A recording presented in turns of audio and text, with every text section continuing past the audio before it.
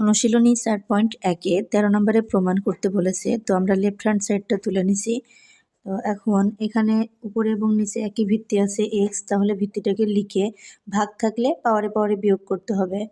a minus B into 1/a আছে, রাখলাম। এখানেও সেম কাজ করতে হবে, b minus C into 1/bc, এখানেও c minus a into 1/c। এখন এখানে হচ্ছে ঘাতের ঘাত গুণ হয়, তো x এর পাওয়ার সরাসরি 1-এর সাথে গুণ হয়ে a minus B by A হবে ইন্টু x এর power b minus C by BC into x এর power c minus A by C A হবে।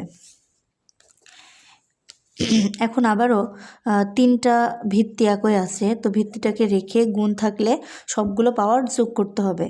তো a minus B by A plus B minus C by, ও এখানে AB হবে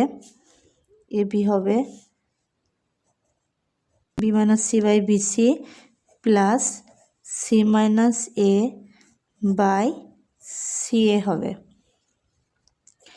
এখন x এর power A B BC C এর লসাগু হচ্ছে এ বি সি।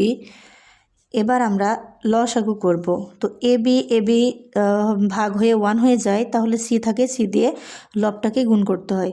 তো সি ইন্টু এ মাইনাস বি প্লাস, এখানে বিসি বিসি চলে যাবে, এ ইন্টু বি মাইনাস সি, এই প্লাস সি এ চলে যাবে, বি থাকবে, বি ইন্টু সি মাইনাস এ।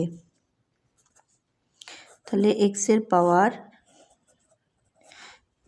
নিচে হর এবিসি রাখলাম, এখন গুণ করব, এসি মাইনাস বিসি প্লাস এ দিয়ে ভিতরে গুণ করব, A B minus AC plus এখানে বিসি প্লাস মাইনাসে মাইনাস এ বি।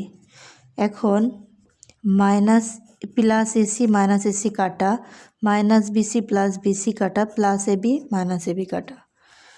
তো এক্স এর পাওয়ার উপরে লব শূন্য হবে, হর হবে এ বি সি। শূন্যকে কোনো কিছু দিয়ে ভাগ করলে তার মান শূন্যই হয়, আর কোনো কিছুর পাওয়ার শূন্য থাকলে তার মান হয় 1। তো আমাদের প্রমাণ হয়ে গেছে। তো আমরা তাহলে প্রমাণিত লিখব।